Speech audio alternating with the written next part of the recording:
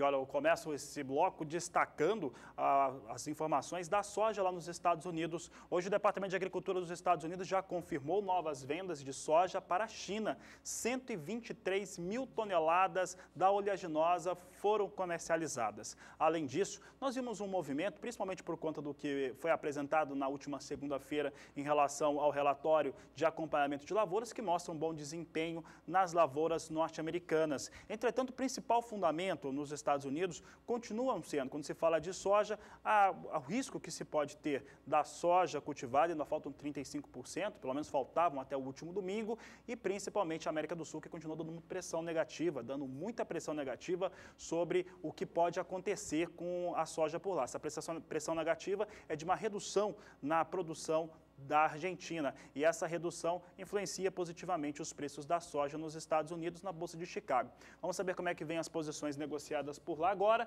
Vem com alta forte, exatamente por conta dessa questão. Fundamento, claro, a lavoura americana anda bem? Anda, só que por lá há uma expectativa futura de clima não muito bom. Além disso, a América do Sul pode comprometer bastante. Então, com isso, nós temos a posição de julho com uma alta forte, 2,60% de alta, 11 dólares e 71 centes por bushel. Posição de agosto, a alta de 2,63%, 11 dólares e 68 centes o bushel. Setembro, a alta de 2,48% a 11 dólares e 54 centes por bushel. E novembro, alta de 2,5%, 11 dólares e 44 centes mais 75 por bushel. A soja sobe e soja forte. Por aqui nós vamos acompanhar agora o dólar frente ao real. A moeda norte-americana fechava o dia ontem a R$ 3,44 e hoje caía ainda mais, com mais expressão. Vinha na cotação mais baixa do dia a R$ 3,38. Vamos acompanhar essa queda, então, da moeda norte-americana hoje aqui no Brasil. Neste momento, vindo com queda de 1,62%, sendo negociada a R$ 3,39 mais 5. Volta a operar abaixo dos R$ 3,40 o dólar aqui no Brasil. Bom, a Agricultura BR segue falando sobre as questões ligadas à soja. Você viu que o dólar no Brasil recua muito. Ainda na edição de hoje nós vamos ver que esse valor para o dólar influencia os negócios, principalmente no porto brasileiro. Vamos agora ver como é que está a questão climática. Eu falava que avança a semeadura da soja lá nos Estados Unidos, e essa semeadura vem bem por enquanto, vem mais adiantada que a média dos últimos 5 anos e também a média do que acontecia no ano passado na mesma data. Acontece que a previsão alongada ou a expectativa de clima não é muito positiva a longo prazo para os Estados Unidos, o que é bom para o mercado. Quem traz as informações é Nadiara Pereira. Olá, boa tarde a todos que nos assistem. Por enquanto, a expectativa é de diminuição das chuvas sobre os Estados Unidos. O verão norte-americano é uma estação muito seca e quente. Com a atuação do fenômeno El Niño, diminui o risco de estiagens e ondas de calor intensas. Só que agora, com o término do fenômeno e a entrada de um período de neutralidade climática, a gente vai observar o retorno desses períodos mais secos e quentes sobre áreas produtoras, o que pode prejudicar a produção de grãos sobre o cinturão produtor de grãos dos Estados Unidos. A gente vai observar uma redução das chuvas e aumento do calor já nos próximos dias. A gente observa que até o dia 12 de junho não tem previsão de chuva forte aqui sobre a maior parte dos estados produtores. Apenas mais ao norte aqui do cinturão produtor tem previsão de chuva isolada, mas de baixo volume acumulado. E teremos altas temperaturas. A máxima deve chegar em torno de 36 graus, principalmente aqui no centro e sul dos estados norte-americanos. Durante o próximo período, a chuva até se torna um pouco mais generalizada, mas com volume baixo, variando de 5 a 15 milímetros. Por enquanto, a umidade do solo ainda está ideal para o plantio, então essa chuva continua mantendo os bons níveis de umidade. Mas a gente observa que o volume deve continuar baixo e diminui ainda mais entre os dias 18 e 22 de junho, e deve chover de 5 a 15 milímetros em alguns estados produtores. É uma chuva que se torna cada vez mais isolada. Além desse risco de estiagens e também ondas de calor mais fortes agora durante o verão, outro risco que pode trazer transtornos para a produção de grãos nos Estados Unidos é durante o outono norte-americano. Teremos a atuação de um fenômeno Laninha até o final do ano, e esse fenômeno aumenta o risco de ondas de frio mais cedo. Então, durante o outono norte-americano, poderemos ter temperaturas mais baixas mais cedo e até risco de geadas no final da safra deste ano. Em resumo, safra americana deve ser sim atingida por esse frio que chega antes nos Estados Unidos por conta do Laninha. Eu vou continuar falando sobre soja porque nós queríamos conversar, saber como é que estavam as negociações com a soja nos portos brasileiros e também no estado. Para falar a respeito deste assunto, nós conversamos com Leandro Silvério, ele que é da Diversa Corretora e atua na cidade de Rondonópolis, no estado do Mato Grosso. O Leandro falava o seguinte, que o produtor mato-grossense conseguiu valores melhores e tem segurado, sim, a comercialização para a soja, esperando uma situação ainda melhor nos portos. Você vai ver na entrevista que ele afirma que o produtor mato-grossense espera preço pago no porto entre de 100 até 105 reais por saca de 60 quilos. Você confere a entrevista que nós fizemos com o corretor pela internet.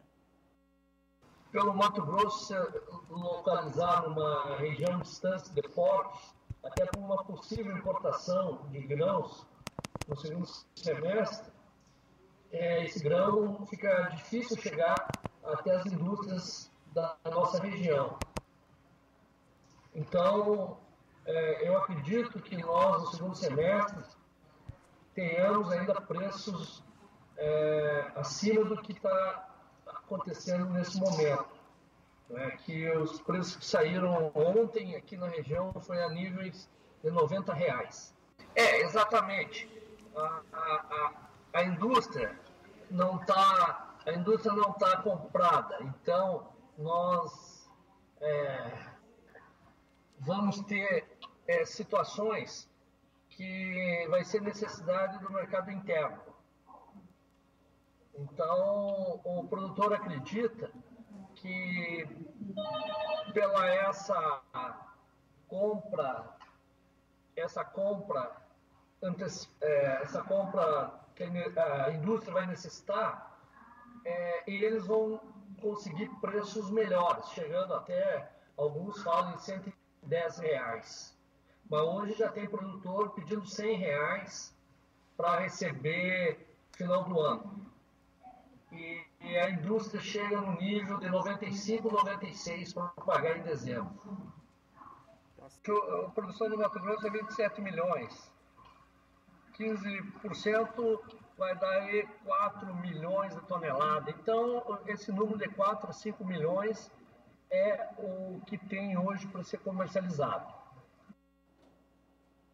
Esse número de 4 a 5 milhões, o Leandro estava lembrando o seguinte, é o que ainda há de soja no Mato Grosso para ser comercializado. Corresponde aí na casa de 15% mais ou menos de toda a safra mato-grossense que está prevista ali, tanto pelo IMEA quanto pela Conab, na casa de 27 milhões e 400 mil toneladas até 27 milhões e 500 mil toneladas. Agora, o corretor ele trouxe uma informação também importante, que é aquilo que a gente já vem trazendo semanalmente no Agricultura BR, que aponta que a safra mato-grossense de milho, essa segunda safra que está sendo colhida, as quebras, as perdas podem ser muito superiores àquilo que já vai sendo apontado no momento. E isso pode trazer ainda uma situação ainda de maior arroxo no abastecimento brasileiro de milho. Aqui está iniciando a colheita, então com esse início o produtor vende. E ele sabe que a tendência do preço do milho no forte da colheita é cair, baixar um pouco. Então ele está tentando vender, mas está na resistência dos preços. Ele quer ainda no nível de 38 a 40 reais e o comprador paga nos níveis de 33 a 35 reais.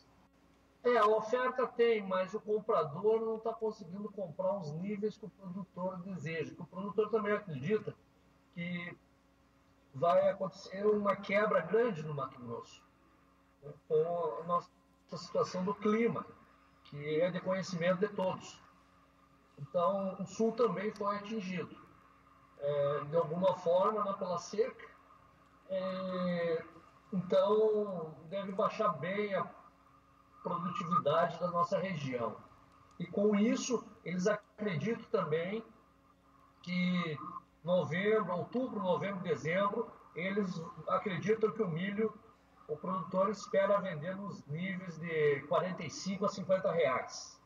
A quebra é visual. a porcentagem ainda que não está definida. Agora, tem grupos grandes no Mato Grosso que falam em perda de 35% a 40%.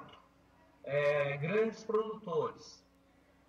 Agora, realmente, só no momento da colheita que nós vamos ter certeza da real quebra do Mato Grosso.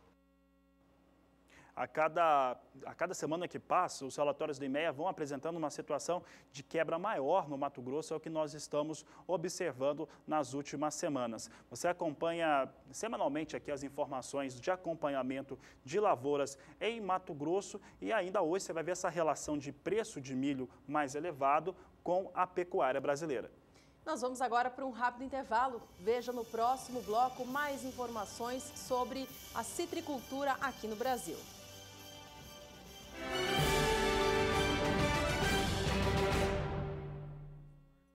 As chuvas irregulares causaram muitos prejuízos às lavouras de milho da região centro-sul do Brasil. Mas agora é o frio que causa muita preocupação. Nesta madrugada, chegou inclusive a gear em algumas regiões produtoras. Vamos saber agora com a Nadiara Pereira, da Somar Meteorologia, qual é a previsão para as áreas de milho nos próximos dias. O ar seco e frio ganha força sobre o centro-sul do país. Garante tempo aberto durante os próximos dias em toda esta área branca do mapa. Mas as temperaturas devem continuar caindo e o risco de geadas é grande em áreas produtoras do sul do país. Na próxima madrugada, continua elevado o risco de geadas, desde o Rio Grande do Sul até o Paraná, onde as temperaturas mínimas chegam próximas a 0 grau. E até o final de semana, o ar frio segue ganhando força. Então, pelo menos até a segunda-feira, teremos risco de geadas que podem afetar lavouras de milho segunda safra do oeste e até mesmo do norte paranaense. Até mesmo em Mato Grosso do Sul e em São Paulo, as temperaturas caem mais. A mínima pode chegar abaixo de 3 graus no sul de Mato Grosso do Sul e algumas áreas de São Paulo, também gerando risco para geadas, especialmente entre o domingo e a próxima segunda-feira. Mais ao norte, o risco para geadas é bem menor, porque as temperaturas até caem, mas não com frio tão extremo. Durante o próximo período, expectativa de tempo mais seco no interior do Brasil e retorno das chuvas para partes da região sul. Serão chuvas isoladas e de baixos volumes acumulados. Entre os dias 18 e 22 de junho, a situação não muda muito. Tempo seco no interior do Brasil e pancadas isoladas e de baixos volumes acumulados na região sul. Quanto ao frio, teremos essa onda intensa de frio até o início da próxima semana e na segunda quinzena do mês de junho, o frio deve diminuir em boa parte do centro-sul do país. A Agricultura BR agora traz um destaque que fala sobre o milho, sobre abastecimento de cereais, principalmente, e até mesmo a disponibilidade de umidade no solo para que você tenha uma pastagem um pouco melhor. Então, você já sabe que está relacionado à pecuária. Então, eu vou começar trazendo uma situação importante que mostra a questão da pecuária brasileira e o que acontece, pelo menos desde outubro, com uma frequência um pouco mais forte. Você tem observado, principalmente o produtor rural pecuarista, que muitas indústrias têm conseguido dar folga coletiva, férias coletivas de 15, 30 e 45 dias. Isso acontece em todo o país. Ela vai de acordo com a disponibilidade de gado. O gado está com disponibilidade baixa, a indústria frigorífica reduz o seu ritmo. Não consegue realmente manter as suas escalas. As escalas médias no estado de São Paulo, por exemplo, estão em 3 dias. No Mato Grosso do Sul, 3 dias também, só para se ter uma pontuação de 2 importantes estados com operação industrial. Agora, nós tivemos no último mês, você acompanhou aqui na Agricultura BR, a indústria Minerva trazendo a informação de que fechava uma planta frigorífica no interior do estado de Minas Gerais e alegava, colocou isso na sua carta, na sua informação ao mercado, que fazia isso porque o consumo de carne, foi isso que o Minerva respondia, que o consumo de carne estava reduzido. Você viu aqui na Agricultura BR que é um total absurdo, muito pelo contrário, o consumo continua forte, o que não tem é gado para que essas plantas frigoríficas consigam manter o seu abastecimento. E a gente recebia, através do nosso Twitter, a participação de pecuaristas, principalmente, falando a respeito da disposição de alimentos para ter o gado, principalmente no período de entre-safra. E esses pecuaristas estavam principalmente concentrados no estado do Mato Grosso do Sul, porque chove no Mato Grosso do Sul. Está chovendo com uma certa regularidade e, de acordo com as informações que nós tivemos através da meteorologia, isso pode trazer nas áreas que não são degradadas um banco no qual a umidade de solo fica armazenada por mais tempo. Claro, solo protegido mantém a umidade por mais tempo e isso pode ajudar a dar uma situação mais confortável para os períodos no qual vai ficar mais seco. Então, o produtor rural, pecuarista, pode ter, no caso, alimento em pé, pode ter essa disposição de alimentos, de pastagem em pé ainda, mesmo em momentos mais críticos, se não tiver área degradada. Claro que isso não acontece nas áreas que estão descobertas, porque a chuva acaba caindo, mas seca muito mais rápido. Agora, em relação ao milho, que foi a grande questão, muitos acreditam que com a colheita os preços possam cair. Está caindo o preço, mas cai muito pouco.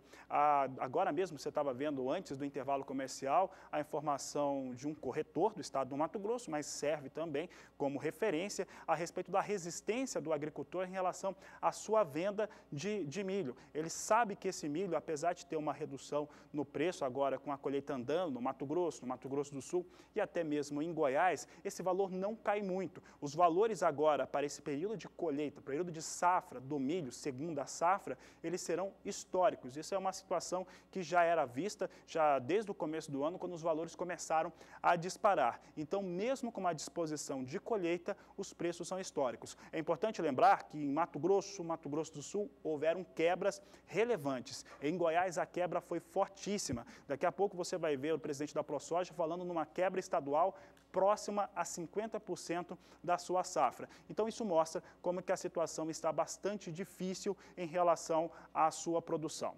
Alguns estados não sofreram com as questões climáticas e mantiveram a sua produção em segunda safra. É o caso do estado do Paraná, por exemplo, em segunda safra não tem sofrido, está colhendo e não tem sofrido grandes impactos em relação a perdas de produção. Continua com a mesma média daquilo que se pretendia produzir. Estado do Rio Grande do Sul, que produz em primeira safra apenas, mantém bons valores e elevados. Santa Catarina recebe valores, quantidades, volumes de milho um pouco maior e com isso, nesse momento, é o único estado, por exemplo, na região sul, que vem registrando perdas, que vem registrando queda. Aqui no centro-oeste, Mato Grosso e Mato Grosso do Sul tem ligeiro recuo para os valores do milho. Em Goiás, os valores não cedem, continuam em elevação se comparar o período dos últimos 30 dias. Nós vamos trazer agora os valores para o milho, vamos conferir aqui o que nós temos. Temos no Rio Grande do Sul, nós temos o Rio Grande do Sul, no dia 7 o valor era de R$ 55,25. Esses valores no fechamento de ontem chegavam a R$ 62,50 por saca de 60 quilos. Essa evolução de valor médio, considera a mínima e a máxima diária, chega a 13,1% de alta de elevação.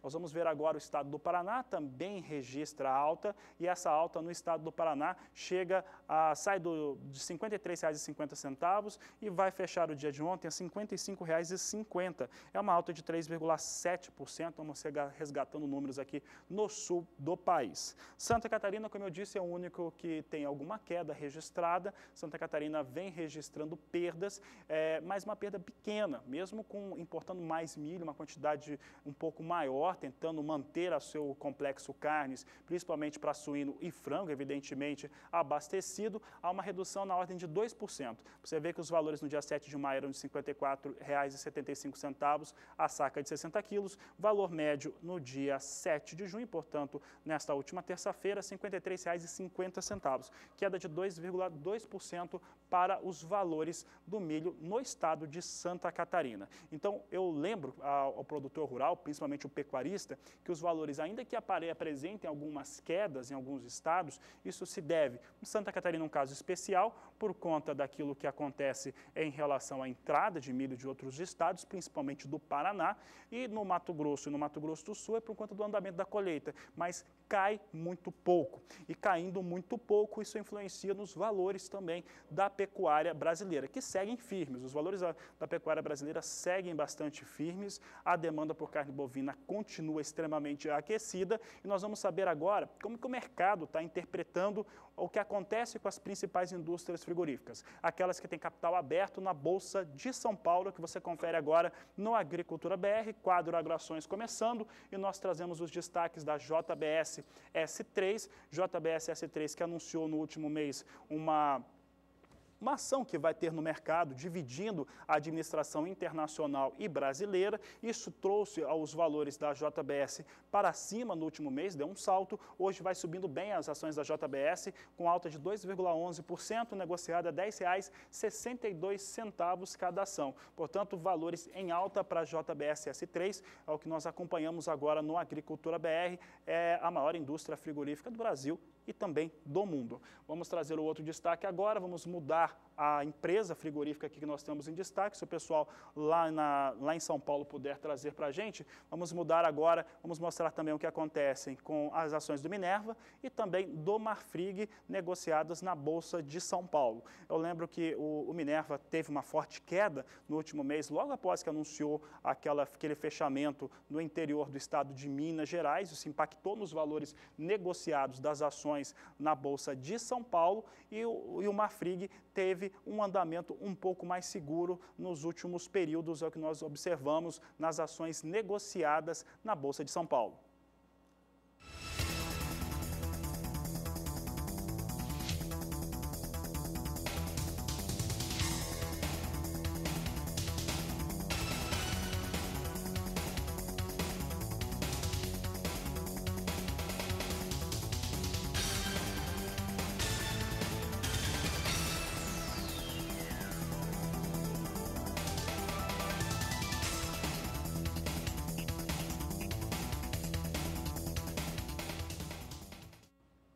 Seguimos com o assunto milho aqui no Agricultura BR. Vamos dar uma olhada agora em como estão os negócios hoje no mercado futuro do grão, tanto aqui no Brasil quanto lá nos Estados Unidos. Começando com o milho negociado na BMF Bovespa, vimos um dia de alta e alta expressiva nesta quarta-feira. Veja que a posição de julho negocia a saca de 60 quilos do cereal a R$ 46,05, com alta de 1,21% em relação ao fechamento de ontem. Já a posição de setembro, que é a que tem a maior liquidez, negocia a saca de 60 quilos a R$ 43,09.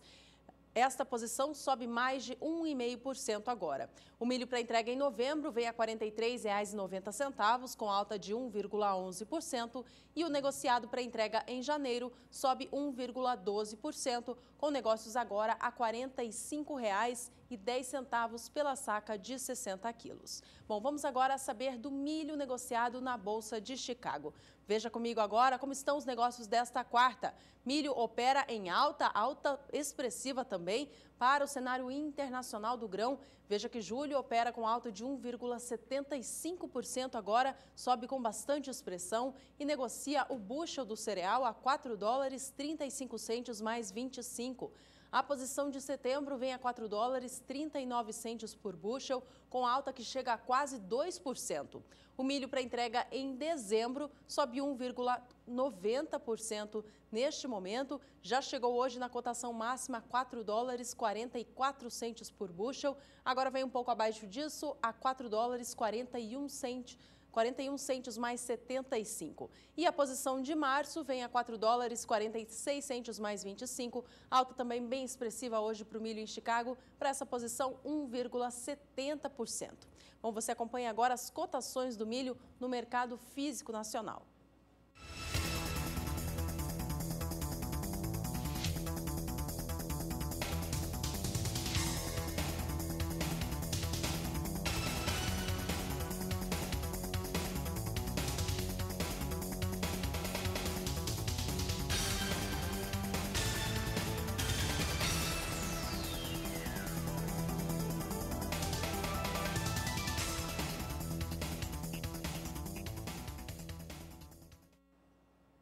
E poucos minutos antes do Agricultura BR, segunda edição, entrar no ar, eu conversava com o presidente da ProSoja do estado de Goiás por conta de mais uma reviravolta provocada pelo governo do estado de Goiás. O governo do estado, mais uma vez, volta numa decisão que já havia sido revogada, aquela de ter impostos sobre as exportações de soja e milho do estado. Agora veja, o Bartolomeu vai comentar isso na entrevista que ele comentou conosco agora por telefone, e olha olha só a situação. Você tem uma situação de quebra muito forte no estado de Goiás por conta da seca que atingiu a produção do milho. Essa seca provocou quebra no estado de Goiás de quase 50% no total.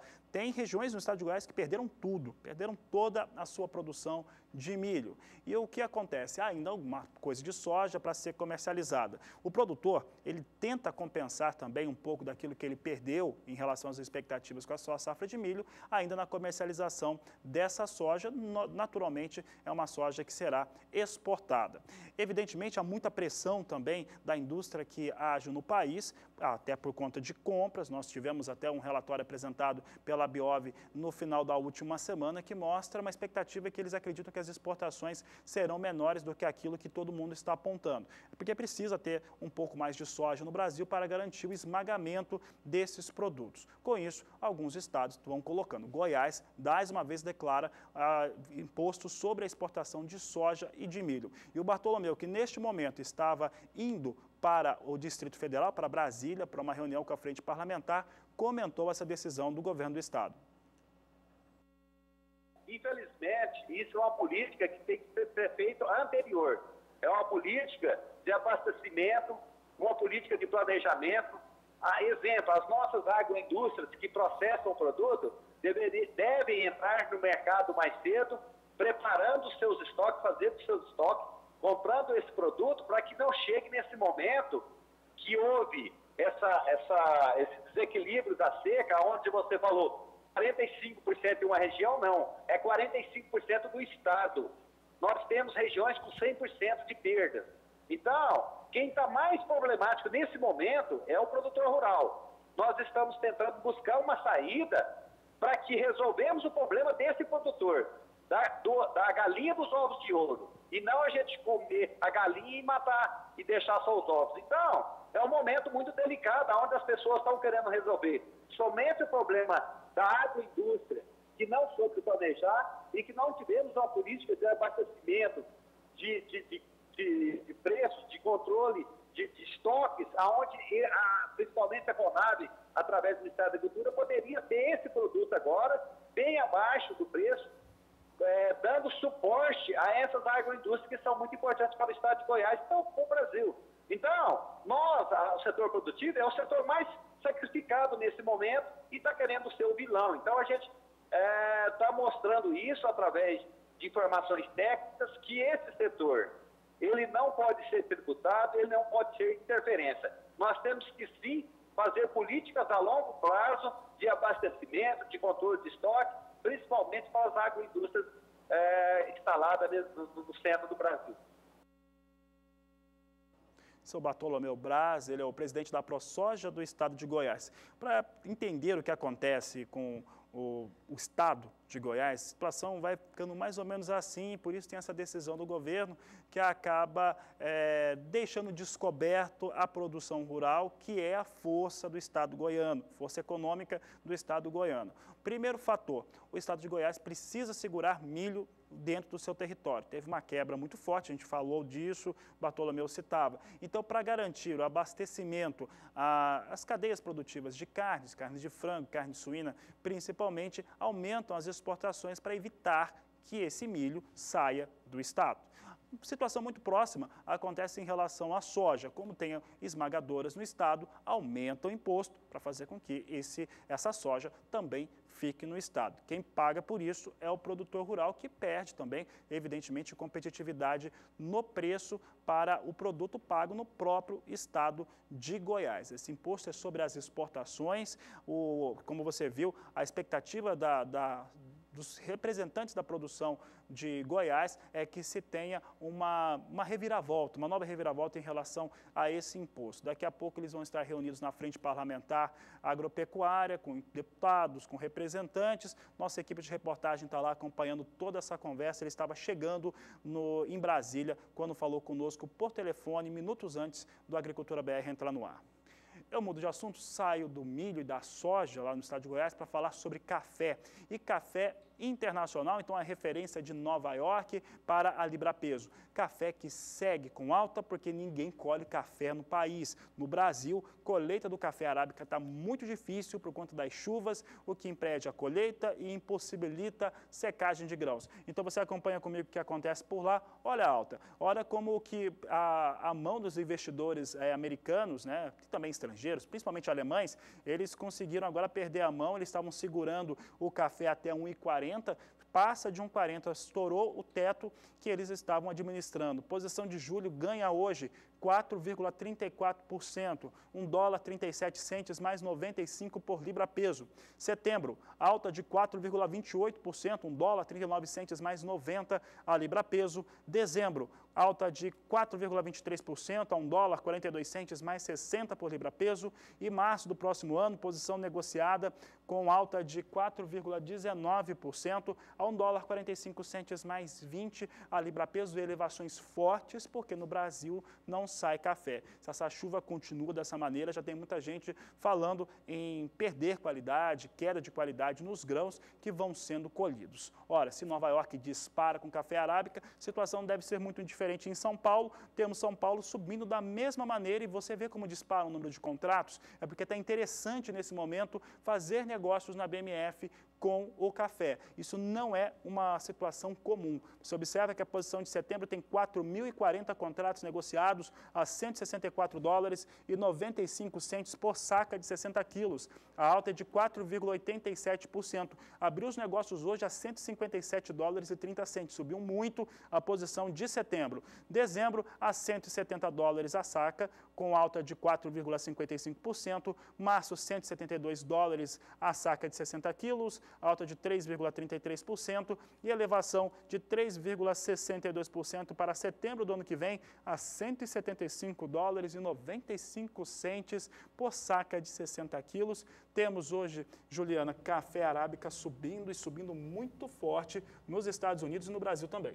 Bom, no mercado físico do Brasil, Fabiano, os negócios também vêm em alta. É o que nos mostra o indicador CPEA, que mostra os preços pagos ao produtor rural no estado de São Paulo, para a gente ter uma referência nacional. Acompanhe comigo na tela que ontem o valor da saca de 60 quilos do café arábica bica corrida tipo 6, classificação bebida dura para melhor, fechou o dia negociado a R$ 408,08, recuperando este patamar de 480. A alta no dia foi de 0,61%. E a gente vê no gráfico que os valores no mercado físico, assim como no futuro, vêm se elevando em função desta chuvarada que cai sobre o sudeste do país e interrompe os trabalhos de colheita, diminuindo, portanto, a oferta do produto no mercado e já deixando o mercado preocupado com a qualidade do grão que vai ser colhido. No acompanhamento deste mês de junho, no acumulado do mês, a alta para o grão arábica negociado em São Paulo já passa de 5%.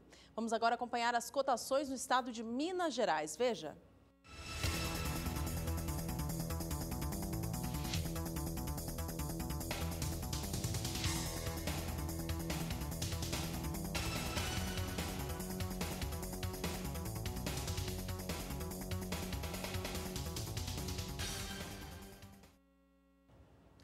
E o Agricultura BR ainda hoje traz para você os valores pagos pela soja nos portos brasileiros. E ainda nesta edição, veja que hoje é dia do citricultor e o Agricultura BR mostra a produção brasileira de laranjas. Não saia daí, a gente volta em instantes.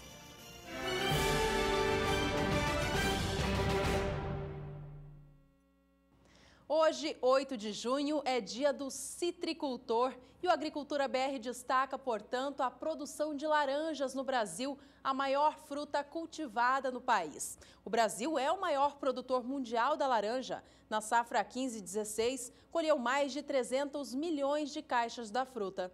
A maior parte da produção fica no país, já que a laranja está entre as 3 frutas mais consumidas pelo brasileiro. Quando o assunto é mercado externo, o Brasil também se destaca, sendo o maior exportador mundial do suco da fruta. Segundo a Confederação Nacional da Agricultura, de cada 5 copos de suco de laranja consumidos no mundo, 3 são produzidos no Brasil. 74% é enviado para a União Europeia e 26% da produção do suco para a América do Norte. A grande participação no mercado reflete na importância do setor na economia do país. Em 2015, as exportações de suco somaram 1 bilhão e 800 milhões de dólares no Brasil. Bom, agora uma curiosidade, você sabe de onde vem a laranja? Olha, os relatos dizem de que ela foi encontrada pela primeira vez no sul da Ásia, provavelmente na China. O comércio entre as nações e as guerras fizeram difundir o cultivo da fruta em todo o mundo. Na Idade Média, a laranja foi levada até o Oriente Médio e no ano de 1500 até a América do Norte. Enfim, chegou no Brasil e começou a ser cultivada e, inclusive, se deu melhor nas terras por aqui do que o continente de origem. Bom, no Brasil, o cultivo da fruta é feito em especial na região sudeste do país, com destaque para o estado de São Paulo e também a região do Triângulo Mineiro. Mas outros estados também fazem o cultivo da fruta, como a Bahia, Paraná e o Sergipe. A gente vai destacar um pouquinho agora da produção sergipana de laranjas. Acompanhe comigo na sua tela. Veja só que, segundo a CNA, a Confederação Nacional da Agricultura, o estado sergipano contribui com 6,9% da área de cultivo no Brasil e com 4,16% da produção nacional. O estado possui 2 fábricas de esmagamento de laranja e gera muito emprego e renda no setor. A laranja sergipana é exportada para a Europa, Oriente e América e representa 3% do PIB nacional. Aí a laranja nacional, a laranja brasileira, destaques importantes, né? Trazendo o estado do Sergipe em destaque hoje aqui no Agricultura BR. Já que a Juliana está falando de suco e também de laranja, vamos saber como é que estão os valores do suco. Suco de laranja é negociado na Bolsa de Nova York. Hoje, apesar de ser dia do citricultor aqui no Brasil, não vinham bem os valores não. Vamos saber como é que estão os negócios agora. Nós temos aqui Nova York operando com queda para o suco de laranja. Posição de julho com recuo de 1,43% a $1,65 mais 10 a libra peso. Setembro cai 1,46% a $1,65 mais 5 a libra peso, enquanto que novembro recua 0,30%, $1,66 mais 10 a libra peso, dia de recuo de queda para o suco de laranja. Vamos agora saber dos valores da laranja mesmo, a fruta negociada no mercado físico do Brasil. Produtor, citricultor, acompanhe comigo os negócios, porque nesta última terça-feira, 7 de junho, o valor da caixa da laranja pera in natura caiu, tomando como base o estado de São Paulo. O preço foi para R$ 20,54. Está aí a movimentação, então, para o mercado da laranja pera in natura, que é a fruta que o produtor negocia diretamente com o mercado atacadista. A gente muda a tela agora para trazer a laranja pera in natura, que é a laranja, a gente pode mudar a tela então para trazer agora sim a laranja indústria, que é a negociada direto com a indústria processadora da laranja. Você vê que nos últimos dias o preço da caixa de 40 quilos e 800 gramas se mantém estável, negociada no mercado atacadista de São Paulo, no mercado industrial, a R$ 18,25 a caixa.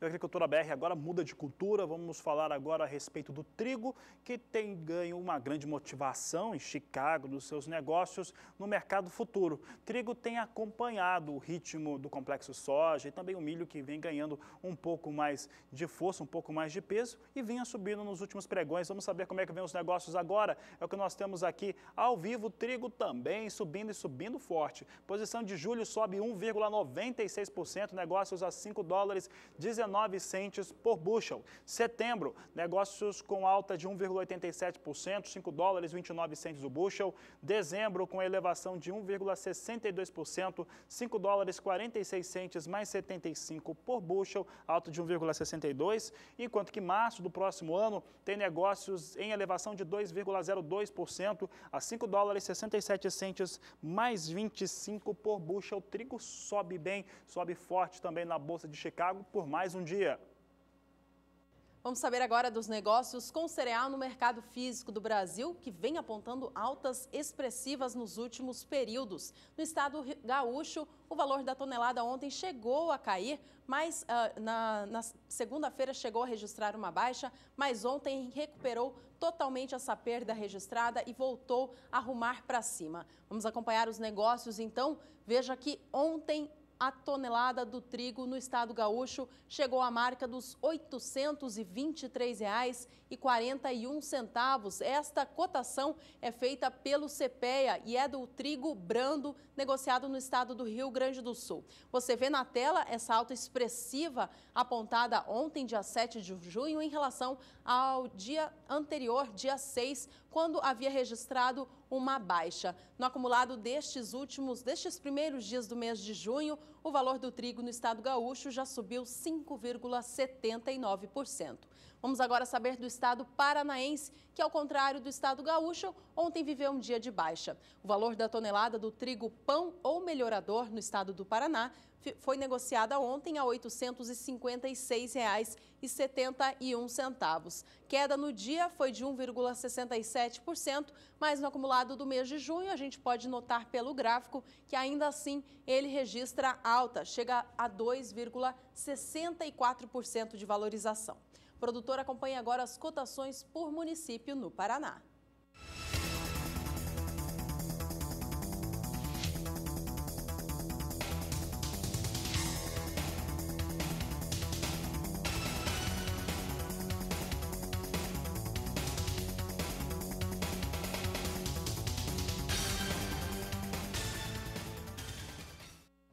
No próximo bloco, o assunto volta a ser café. Você vai conhecer uma técnica para secagem do café em momentos de chuva.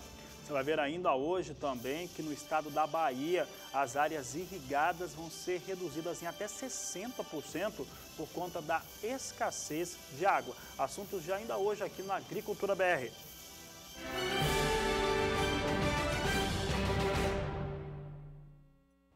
Agricultura BR de volta ao vivo nesta quarta-feira. Para você que quer participar do programa, mande para a gente a sua mensagem para o aplicativo WhatsApp. Nosso número vai aparecer aí na tela, o 67-996562266. Participe, mande a sua dúvida, foto da sua produção e também mandar um alô aqui para a gente. Por aqui nós vamos falar agora a respeito de mercado e mercado do algodão. Os cotonicultores, produtores de algodão aqui no Brasil, estão de olho no desenvolvimento das culturas no campo. Alguns, inclusive, já deram início aos trabalhos de colheita. O mercado, por sua vez, negocia ainda o algodão da temporada passada, temporada 14 e 15. Os negócios estão mais lentos devido à baixa disponibilidade da pluma no mercado, mas as cotações estão sim se mantendo elevadas. Vamos acompanhar agora, de acordo com o CPEA, como foi o movimento do mercado ontem. Veja que a libra-peso do algodão tipo 41, folha 4, fechou o dia ontem negociada a R$ 2,70 mais 50. Cotação da libra-peso do algodão aqui no Brasil. A alta no dia foi de 2,30%, saindo dos R$ 2,69, indo já para a marca dos R$ 2,70. No acumulado deste mês de junho, o preço do algodão já subiu 2,75% no mercado atacadista, tomando como base o estado de São Paulo. Por aqui, vamos acompanhar cotações do algodão no estado do Mato Grosso.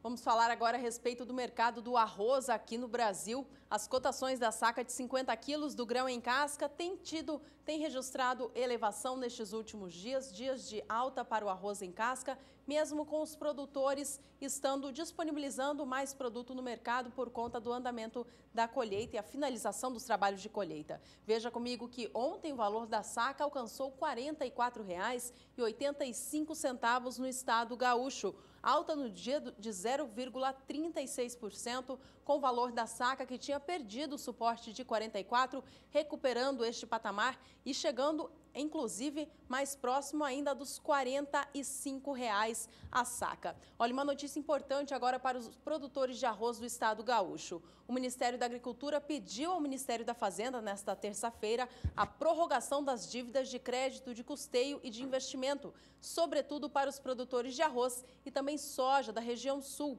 As culturas foram atingidas pelo excesso de chuvas durante o plantio e a colheita. O Ministério da Agricultura solicitou que a Fazenda encaminhe ao Conselho Monetário Nacional uma proposta de votação da prorrogação das dívidas por 120 dias dos financiamentos a juros controlados. As parcelas com vencimento entre 1º de março a 30 de setembro seriam prorrogadas para o dia 1º de outubro deste ano. O Ministério da Fazenda vai analisar o pedido e verificar a possibilidade de inclusão do pedido na pauta da próxima reunião do Conselho Monetário Nacional.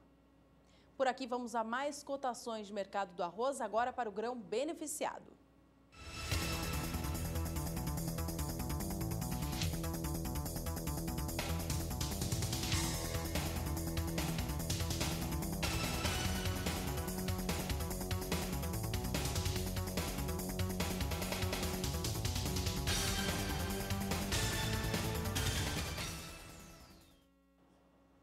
Destaque na Agricultura BR volta a ser o café. Você já viu como é que estão os negócios com café arábica? Alta forte em Nova York, alta forte também na Bolsa de São Paulo. Vamos saber agora como é que vem o café robusta, negociado em Londres, porque há poucos minutos vinha com alta. Vamos saber como é que são os negócios? Temos aqui robusta em Londres, posição de julho negociada com alta de 0,88%, $1.704 por tonelada. Setembro, a elevação é de 1,16%, $1.732 a tonelada. Em novembro, alta de 1,04%, alta de $1.744 por tonelada. Assim vem os negócios com café na Bolsa de Londres. São referências importantes para quem trabalha com café Conilon no Brasil, principalmente no Espírito Santo, Bahia e Rondônia. São os 3 principais estados produtores do país.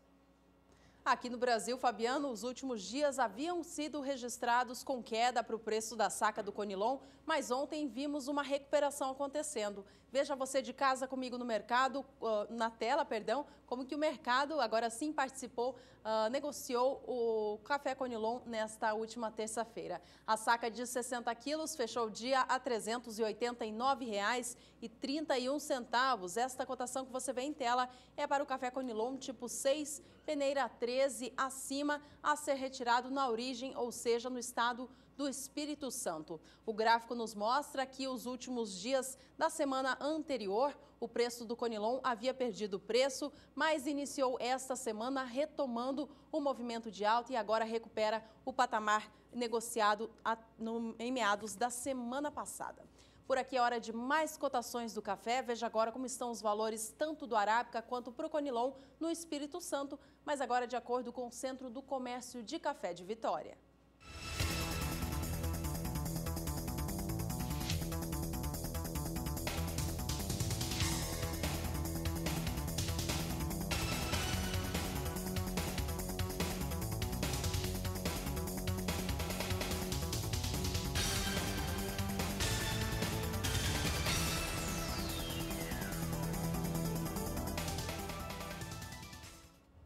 A gente volta a falar sobre café.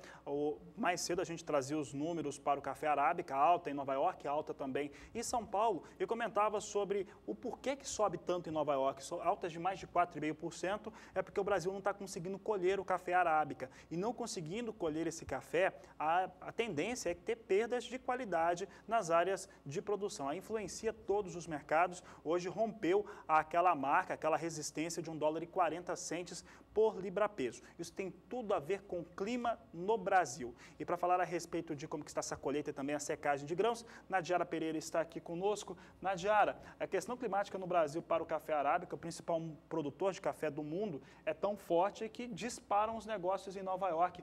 Qual que é a perspectiva de clima para as áreas produtoras?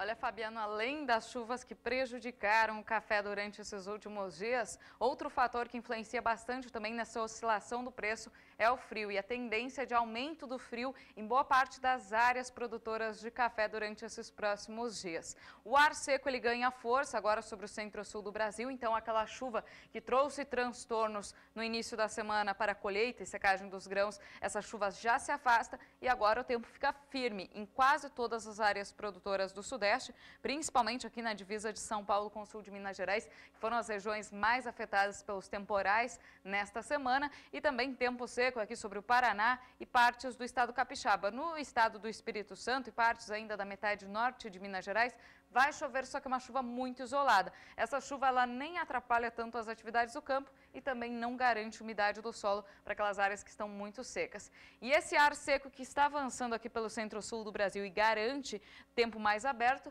é o ar mais frio que está vindo das regiões polares e que está derrubando as temperaturas. Hoje já houve registro de geada em algumas localidades do Paraná, do oeste paranaense, e amanhã o risco de geadas aumenta no norte do Paraná, nas regiões produtoras de café. A gente observa aqui no próximo mapa, que vai até o dia 12, então até o próximo domingo, mínimas que chegam a 0 grau entre o interior gaúcho e partes do Paraná. Essas geadas elas devem atingir áreas produtoras de milho, de cana-de-açúcar, então podem afetar várias culturas, mas também podem atingir então o café aqui do norte paranaense, trazendo transtornos já a partir da próxima madrugada. E esse frio ele só tende a ganhar mais força até o final de semana, inclusive aqui no sudeste, o frio vai se intensificar entre o final de semana e a próxima segunda-feira. Entre a noite do domingo e a madrugada da segunda-feira, aumenta bastante o risco para geadas entre o norte do estado de São Paulo e também no sul de Minas Gerais. Então, na região da Alta Mogiana, algumas áreas produtoras de café arábica,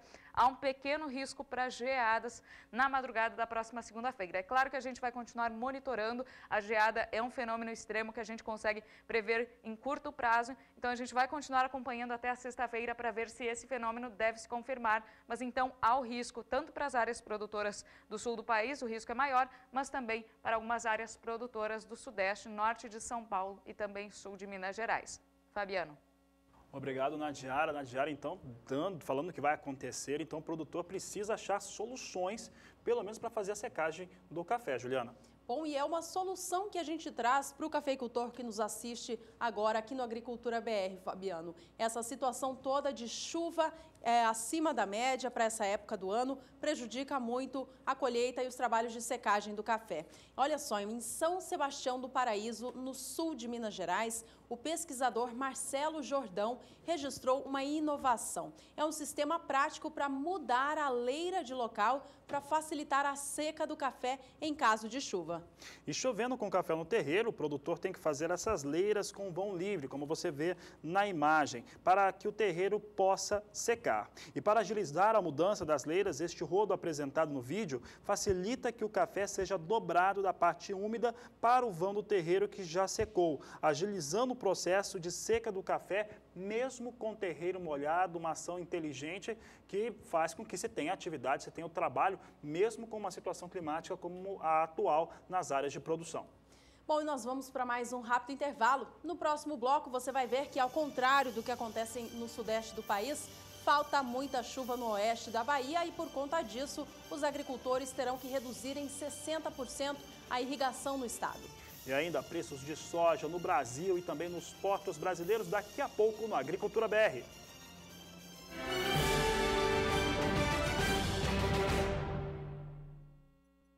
Entre os meses de julho a outubro, Boa parte da agricultura irrigada do oeste da Bahia terá a atividade da irrigação suspensa devido à escassez de água que a região enfrenta. A decisão levou em conta a baixa vazão dos rios dessa parte do estado da Bahia e foi tomada pelos próprios agricultores e não por autoridades locais. A medida diz o seguinte, acompanhe comigo na sua tela. Da área total de 120 mil hectares irrigados, 72 mil terão que desligar os seus equipamentos. Isso representa 60% da área irrigada do oeste da Bahia. Os 40% restantes não terão abastecimento de água interrompido por se tratar de culturas permanentes, como o café. A Associação de Agricultores Irrigantes da Bahia lembra que a irrigação na agricultura contribui sim para diminuir a oferta de água na região, mas não de maneira tão elevada como é propagado. E eles afirmam ainda que os demais setores da sociedade que utilizam desta água também devem fazer a sua parte. Bom, a gente segue falando sobre essa situação, então, na Bahia e sobre a seca que tanto influencia a agricultura e, é claro, a população local.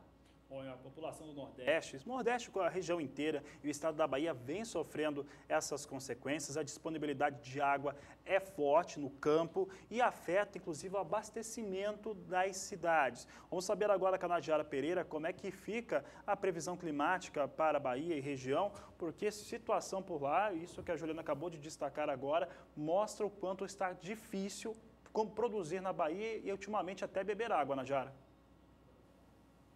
Com certeza, Fabiano. O Nordeste ele vem de anos aí de períodos secos mais graves e neste ano a gente teve ainda uma situação mais crítica por conta do El Niño, que fez também com que o período úmido fosse seco. A gente teve aí o final da primavera e o verão, que já são dois períodos bastante úmidos sobre o interior nordestino, com chuvas bem abaixo do que é normal. Choveu até durante o mês de de janeiro sobre algumas áreas da Bahia, inclusive no oeste, só que foi uma chuva de curta duração.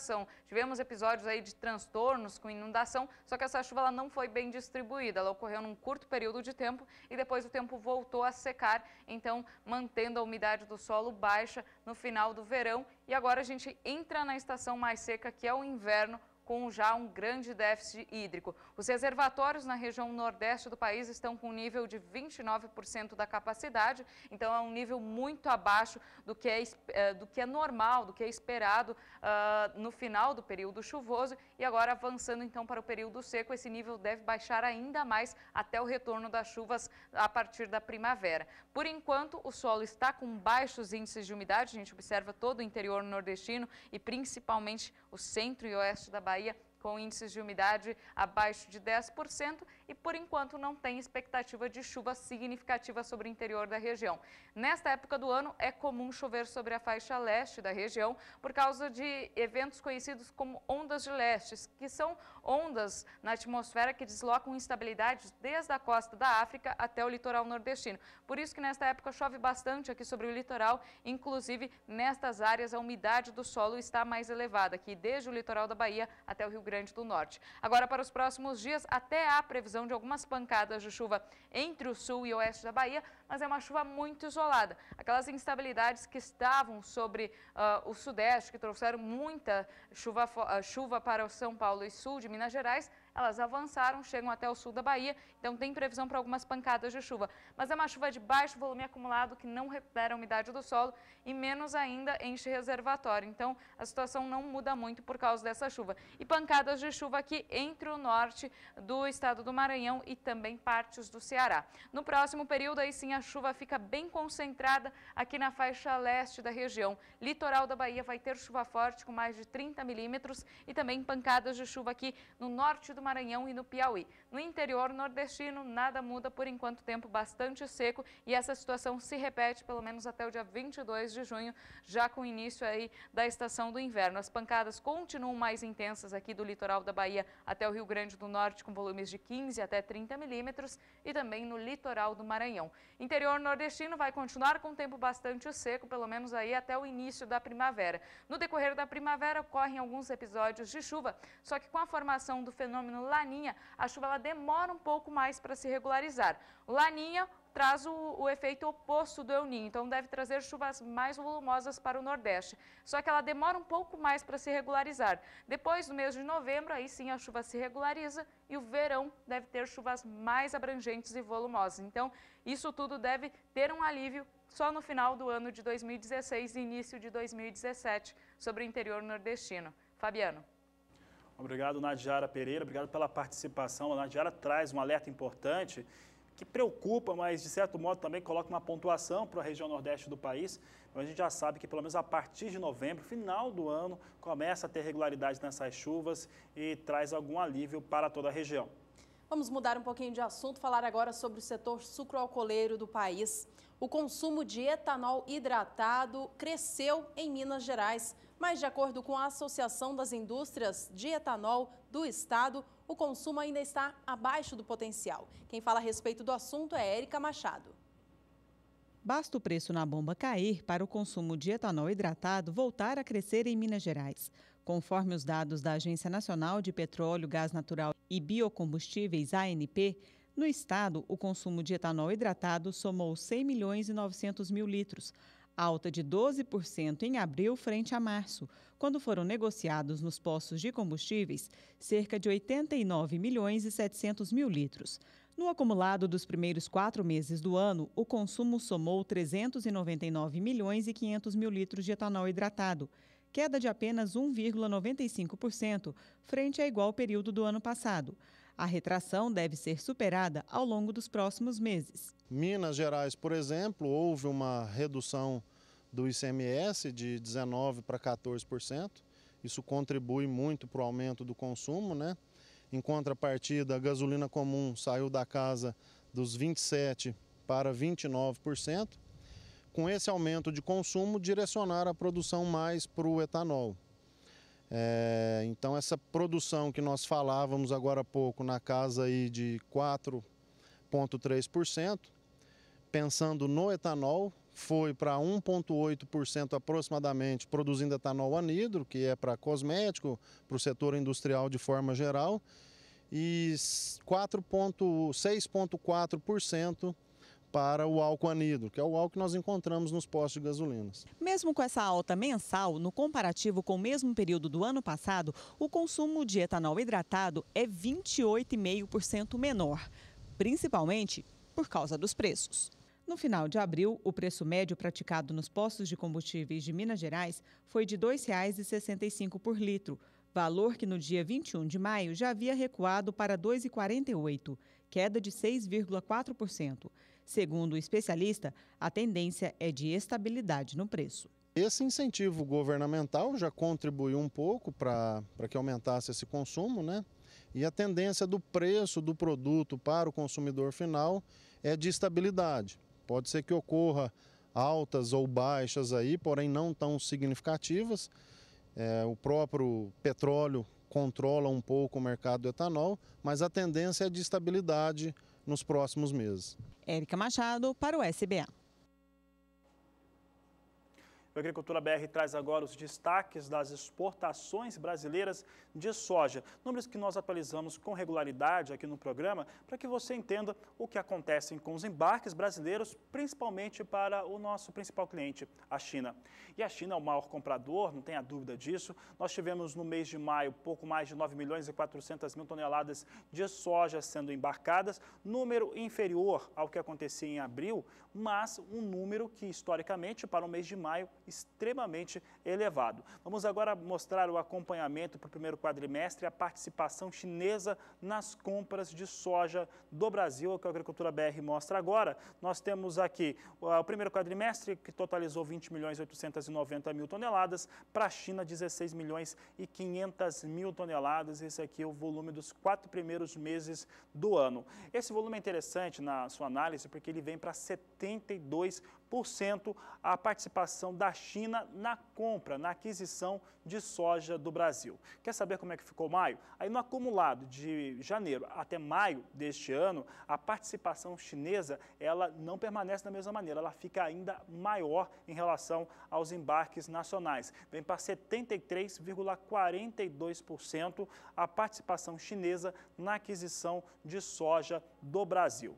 A soja na China, que é um fator de comentário muito interessante, quando nós falamos a respeito do que a China tem feito com tanta soja. Primeiro, para conseguir atender o seu público interno, o consumidor chinês, que cada vez mais ele é mais exigente em relação a, principalmente, a proteína animal. Tem adquirido mais a proteína animal e isso faz com que as vendas fiquem mais elevadas na China. E mais do que isso, China também tem uma perspectiva de até aumentar essa compra, não só por conta do seu consumo interno, mas também para fornecer produtos para os outros países da Ásia. É o que nós vamos mostrar agora, ver como é que está importação e consumo chinês. Nós temos primeiro consumo na China de soja, esse consumo é total e os números são do Departamento de Agricultura norte-americano. Ele vem se ampliando ano a ano, normalmente de um ritmo de até 4 milhões de toneladas por ano, só que a temporada 16-17 sobe ainda mais, sobe mais de 5 milhões de toneladas a expectativa de consumo.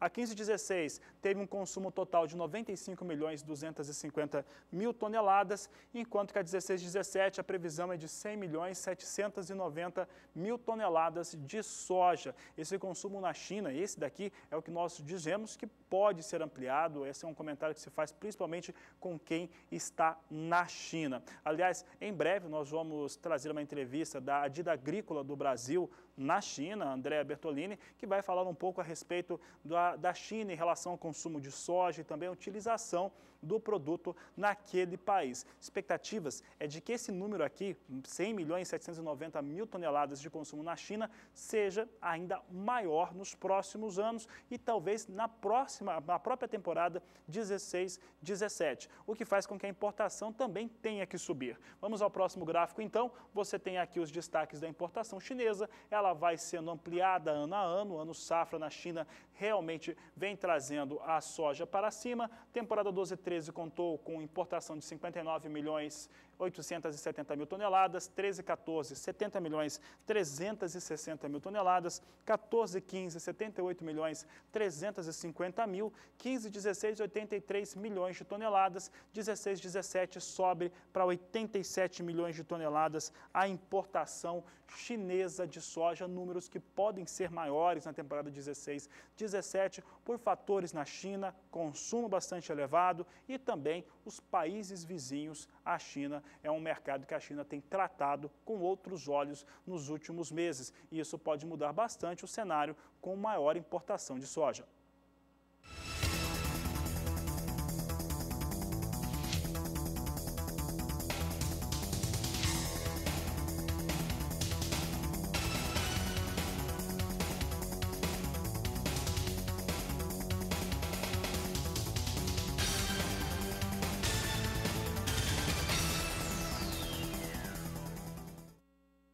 Voltamos a destacar a soja negociada na Bolsa de Chicago, porque hoje o mercado opera com alta e alta bastante expressiva. Hoje mais cedo, o Departamento de Agricultura dos Estados Unidos anunciou uma nova venda de soja para a China na ordem de 132 mil toneladas. Mais cedo nessa semana, o órgão já havia anunciado vendas também de soja para vários países. 305 mil toneladas foram anunciadas na segunda-feira, sendo 180 mil também destinadas à China. A China continua comprando muita soja dos Estados Unidos e tudo isso anima o mercado. Mercado que já vem reagindo positivamente diante dos temores do clima sobre a safra nos Estados Unidos e na Argentina. Vamos acompanhar os negócios de agora, então, porque a soja sobe mais de 3%. A posição de julho tem alta agora de 3,76% e negocia a oleaginosa a $11,84 mais 50 por bushel. A posição de agosto vem a $11,79 mais 75, com alta de 3,64%.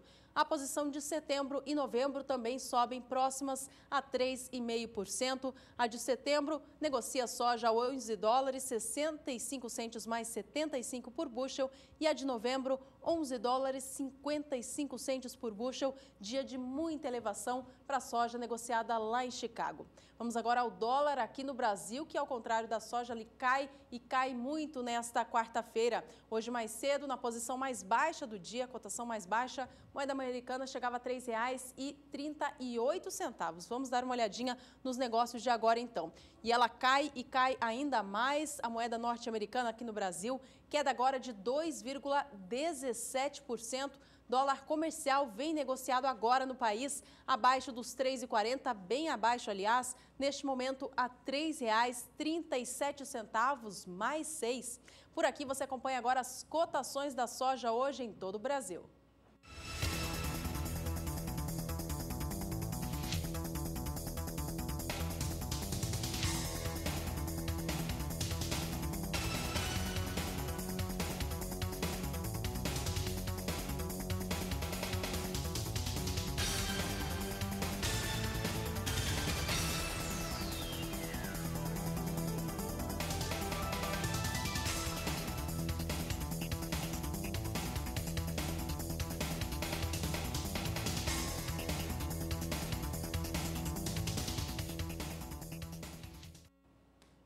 Esta edição do Agricultura BR vai ficando por aqui. Antes da gente ir embora, se despedir, eu mando um abraço para todos que participaram do programa nesta quarta-feira.